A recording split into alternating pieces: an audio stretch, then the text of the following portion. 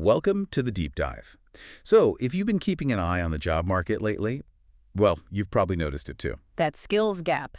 Yeah, exactly. Mm. The gap between what companies really need and what new hires actually walk in the door knowing just feels like it's getting wider. Especially for those really specialized roles. Right. The kind of hands-on expertise you just can't really get out of a textbook. So today, we're going to unpack some material focusing on one company, EON Reality. They seem to be making a pretty aggressive move to try and close that exact gap. Our mission really is to quickly understand how they're using AI-powered augmented and virtual reality XR, basically to create these specialized industry pathways, they call them. Think of this as your shortcut to getting what this new approach to workforce development is all about. And it's important to stress this isn't just some, minor trend happening off to the side. It really feels like a critical response to market demands.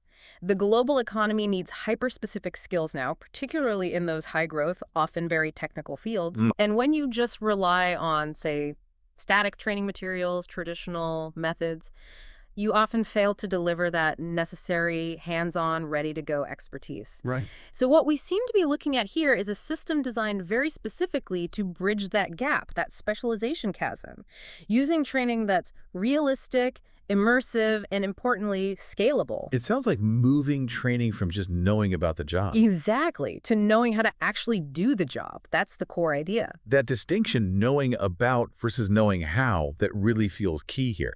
Our sources position EON Reality as, well, a leader in this whole AI-powered knowledge transfer space. Yeah. And this launch, the XR Library Premium with these specialized pathways, it signals a big attempt to scale up professional training, potentially globally. Yeah, and what jumps out immediately is the sheer scale of the industries they're targeting right off the bat. They aren't aiming small. Take healthcare, for instance. The source mentioned it employs, 18.8 million workers just in the U.S., and it's projected for 13% growth through 2031. That's huge.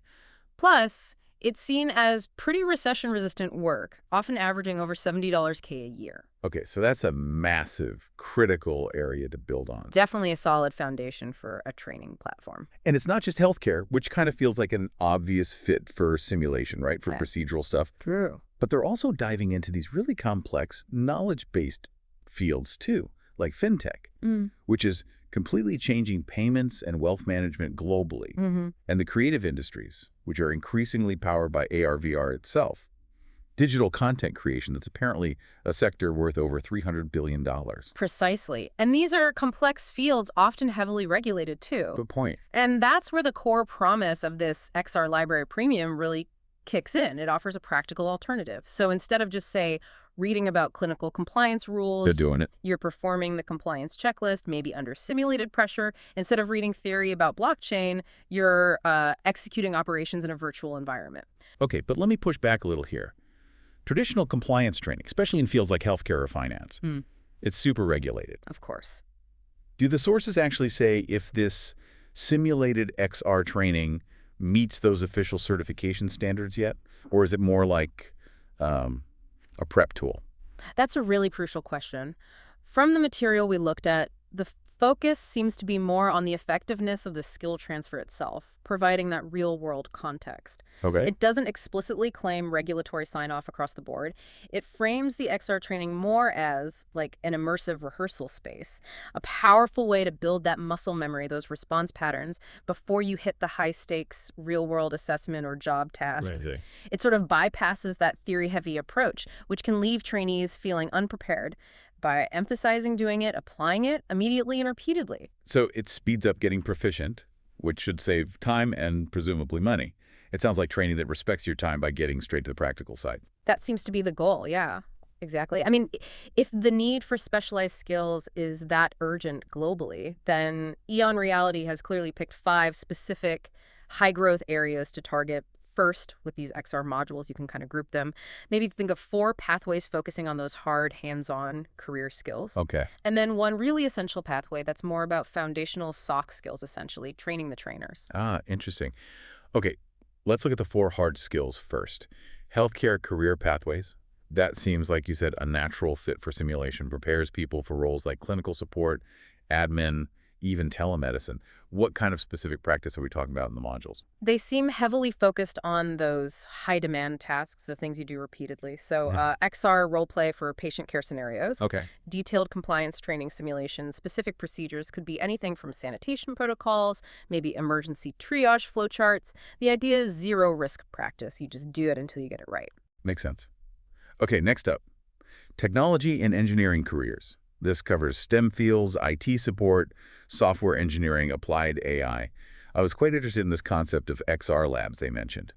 How do you actually replicate the specific environment needed for, say, system troubleshooting or even coding in VR? Well, they use the virtual space to mimic the complexity of real system interfaces, maybe even simulate common failure points. So instead of just reading about code or network theory, you're effectively in a simulated server rack or looking at a virtual operating system. Right. Practicing diagnostics, figuring out the problem, making the virtual fix. It tries to move beyond just abstract knowledge into tangible problem solving. Hmm. Okay. Then there's creative and media industries, focused on AR, VR, content creation, digital media production. The sources say learners step into virtual studios, practice editing workflows. This one feels intuitive, given the sector is already digital. Exactly. You're learning in the medium you'll be working with. So you practice designing immersive environments, maybe manage virtual sets, work on editing timelines, all within these XR simulations. It directly targets the need for skilled creators in that huge digital content market we mentioned. Got it. And the last hard skill pathway, financial services and fintech, training on digital payments, blockchain, financial literacy. This one feels perhaps a bit more surprising for deep XR simulation. It does initially, yeah. But think about the potential cost of mistakes in finance. Bad advice, compliance errors. True, high stakes. Very. So they use XR role plays here too. Simulating maybe tricky client advisory meetings. How do you talk about market volatility? Simulating trading scenarios, and critically, those complex compliance audits. It aims to prepare people for a sector that's changing fast, where errors can be incredibly costly. Okay, that makes sense when you put it that way. Yeah. Which brings us to that crucial fifth pathway, the soft skills one, education and training professionals.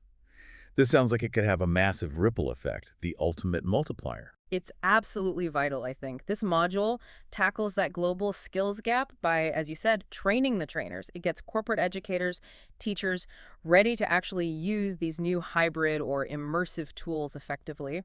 Covers things like XR classroom management, simulating teaching diverse global audiences, adapting curricula, basically ensuring the next wave of trainers knows how to leverage this tech. Okay, so let's try and unpack this transformation bit because, having good content is one thing, but making it stick is another. How exactly does EON Reality claim these modules turn someone, maybe a novice, into a genuinely job-ready professional? It seems to boil down to the specific functions they offer. Right. It's maybe the difference between, say, listening to a lecture versus actually rehearsing for a performance. They highlight four core features, it seems.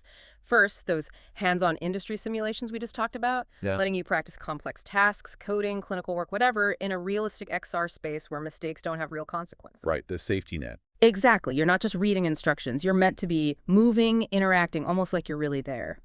Second, and this feels pretty transformative, is the immersive role play with avatars. Ah, the AI part. Yeah. The training isn't just you alone in a simulation. You're interacting with AI-driven avatars. They might act as, I don't know, difficult patients, demanding clients, maybe confused students. And that's supposedly the key mechanism for refining both soft skills, communication, empathy, negotiation, and hard skills at the same time. Through dynamic back and forth that directly addresses that criticism of traditional education often lacking real-world context, right? Yeah, absolutely. So the claim is this immersive AI-driven practice helps the learning really sink in. But if we're talking about scaling this globally, huge numbers of people, we have to talk hardware. The fourth feature they mentioned is device flexibility. Access across mobile, desktop, or proper VR headsets. But isn't the cost of good VR headsets still a major barrier for widespread adoption, especially globally? True scalability. How do the sources tackle that hardware issue? That's a very fair point. The sources seem to emphasize the flexibility part specifically to get around that barrier. So while, yes, a dedicated VR headset probably gives you the deepest immersion, Right. the fact that you can supposedly access the same core content, the same AI interactions through devices people already have, like smartphones or basic computers, that's their answer for scalability, especially in regions or sectors maybe with tighter budgets. It stops the high-end training being locked away behind expensive hardware. Okay, that makes sense. Spread the access. And the third feature you mentioned, cross-sector mobility. Hmm. That sounds really interesting for the individual learner. The sources suggest this lets people explore different career paths, maybe pivot more easily. Yeah, think about how tough and expensive it usually is to change careers significantly. You might invest years, thousands of dollars in a degree or certification, only to find out you actually dislike the day-to-day reality of the job. Been there. Well, almost. Right. So the idea here is XR lets you kind of dip your toe in the water. You could maybe try out a simulated financial audit scenario in the morning and then jump into a clinical support role play in the afternoon. It allows exploration across these specialized fields relatively quickly and cheaply without that huge upfront commitment. So that before versus after contrast they paint becomes pretty clear then. Hmm. Before, training often lacked real context, lacked that role play element. Mm. After, you get these immersive XR simulations, AI avatar interactions, delivering that missing context, letting you really hone the skills It moves beyond just passive listening. to active doing, Mm. risk-free doing, preparing people for these high-demand, future-focused careers. Exactly. Hashtag tag outro. So the overall significance here, I think, is this potential realignment of specialized education. The introduction of these kinds of specialized industry pathways seems to shift training away from just abstract theory towards immersive, practical experiences that are directly aligned with what industries need.